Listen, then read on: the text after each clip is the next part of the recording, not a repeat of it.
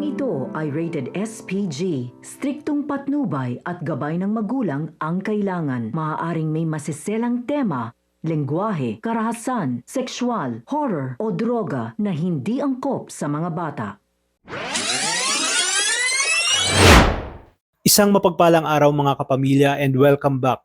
Narito ang mga dapat nating pakaabangan dito lang sa FPJ's Batang Quiapo. Pero bago ang lahat, kung bago ka pa lamang dito sa akin channel ay baka naman pwede akong makahingi ng isang like, share at subscribe. Tuloy na ngang nabuwag ni Natanggol at Ponggay ang grupo ni Lucio na dating mga batang Tondo. Hindi sila umubra sa mga Batang Quiapo.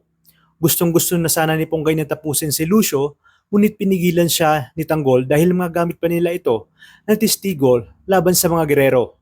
Maya-maya pa ay may paparating ng mga kapulisan, kaya naman agad na pinaalis ni Ponggay si Tanggol kasama itong si Lucio. Pagkadating naman sa hideout ay agad na nagtanong si Tess kung sino ang kasama ni Tanggol.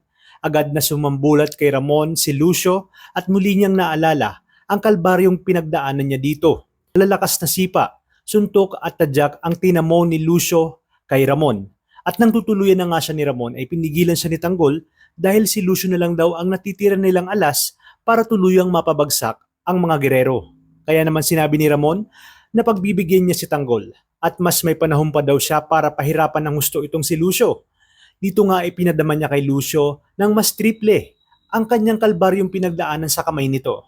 Walang araw na hindi niya ito pinapahirapan hanggang sa magmakaawa na nga lang itong si Lucio na patayin siya, ngunit hindi siya pagbibigyan ni Ramon.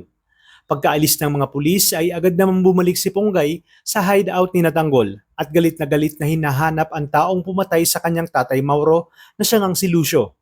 Nag-uumapaw ang tensyon at halos hindi makapagpigil si Ponggay at nanginginig. Kaya kinalma siya ni Tanggol at nangako ito, tutulungan niya itong mabigyan ng hustisya ang pagkamatay ng kanyang tatay Mauro. Sa kabilang banda naman, hindi alam ni Tinding na minamanmanan na siya ni Rigor. Kaya nang nakita ni Rigor si Tinding, nakausap ang nanay ni Enteng ay dito nga. Narinig niya na gusto nitong makipagkita kay Tanggol.